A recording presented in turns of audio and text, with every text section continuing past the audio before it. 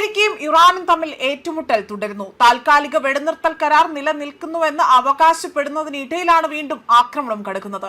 ഇറാനിലെ സൈനിക കേന്ദ്രങ്ങൾക്കെതിരെ അമേരിക്ക വ്യാഴാഴ്ച വ്യോമാക്രമണം നടത്തിയതായി തന്നെ US സെൻട്രൽ കമാൻഡ് സ്ഥിരീകരിച്ചു. അതുപോലെ പ്രകോപനമില്ലാതെ തന്നെ ഇറാൻ തങ്ങളുടെ യുദ്ധക്കപ്പലുകൾ ആക്രമിച്ചതിന് മറുപടിയായാണ് നടപടി എന്നതാണ് അമേരിക്കയുടെ വിശദീകരണം. അമേരിക്കൻ പ്രസിഡന്റ് ഡൊണാൾഡ് ട്രംപും സോഷ്യൽ മീഡിയ പ്ലാറ്റ്ഫോമിലൂടെ തന്നെ ഈ ആക്രമണം സ്ഥിരീകരിക്കുകയും ചെയ്തിട്ടുണ്ട്.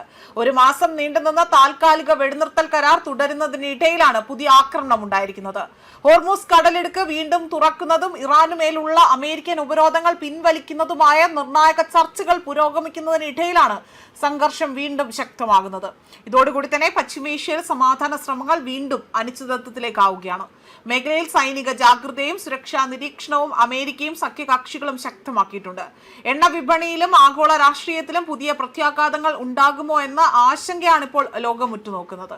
അതേസമയം ഹോർമൂസ് കടലിടുക്കിൽ പ്രകോപനമില്ലാതെ തന്നെ 3 അമേരിക്കൻ യുദ്ധക്കപ്പലുകൾക്ക് നേരെ ആക്രമണം നടത്തിയതിനെ തുടർന്നാണ് ഇത്തരത്തിൽ ആക്രമണം നടത്തിയതിനെ തുടർന്നുകൊണ്ടാണ് ഇറാനിലെ സൈനിക താവളങ്ങളെ ലക്ഷ്യം വെച്ചുകൊണ്ട് US സെൻട്രൽ കമാൻഡ് പ്രസ്താവനയിലൂടെ ഇക്കാര്യങ്ങൾ വ്യക്തമാക്കുന്നത്. മിസൈലുകളും ഡ്രോണുകളും ചെറിയ ബോട്ടുകളും ഉപയോഗിച്ചുകൊണ്ട് തന്നെ ഇറാന്റെ വലിയ രീതിയിലുള്ള ആക്രമണം ഇവിടെ ഉണ്ടായി. ആക്രമണങ്ങളെ പരാജയപ്പെടുത്തിയതായും മറുപടിയായി തന്നെ ഇറാനിലെ മിസൈൽ ഡ്രോൺ വിക്ഷേപണ കേന്ദ്രങ്ങൾ, കമാൻഡ് ആൻഡ് കൺട്രോൾ ലൊക്കേഷനുകൾ, ഇന്റലിജൻസ് നിരീക്ഷണ രഹസ്യാന്വേഷണ കേന്ദ്രങ്ങൾ എന്നിവയുൾപ്പെടെ തന്നെ ലക്ഷ്യമിട്ടതായാണ് പ്രസ്താവനയിലൂടെ വ്യക്തമാക്കുന്നത്.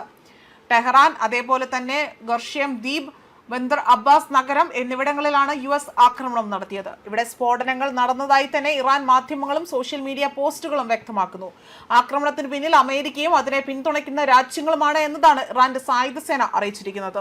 അതേപോലെ അമേരിക്ക വെടിനിർത്തൽ കരാർ ലംഘിച്ചതായി തന്നെ ഇസ്ലാമിക് റവല്യൂഷണറി ഗാർഡ് കോർപ്സ് വ്യക്തമായി തന്നെ സോഷ്യൽ മീഡിയയിൽ വ്യക്തമാക്കുകയും ചെയ്തിട്ടുണ്ട്. അതേസമയം ഹോർമൂസ് കടലിടുക്കിലേക്ക് പോവുകയായിരുന്ന ഇറാനിയൻ ഓയിൽ ടാങ്കിന് നേരെ അമേരിക്ക വെടിയുതിർത്തതായും വെടിനിർത്തൽ കരാർ ലംഘിച്ചതായും കഴിഞ്ഞ ദിവസം ഇറാൻ ആരോപണം ഉന്നയിച്ചിരുന്നു. ഇതിന് പ്രതികാരമായിട്ടാണ് US യുദ്ധക്കപ്പലുകളെ ആക്രമിച്ചതും ഇറാൻ ഇതിവിടെ വ്യക്തമാക്കുന്നതും. എന്നാൽ ഇറാനുമായുള്ള വെടിനിർത്തൽ കരാർ ഇപ്പോഴും നിലനിൽക്കുന്നതായി തന്നെ പ്രസിഡന്റ് ഡൊണാൾഡ് ട്രംപ് കഴിഞ്ഞ ദിവസം ഇവിടെ വ്യക്തമാക്കുകയാണ് ചെയ്തിരിക്കുന്നത്. ന്യൂസ് ഡെസ്ക് കർമ്മ ന്യൂസ്.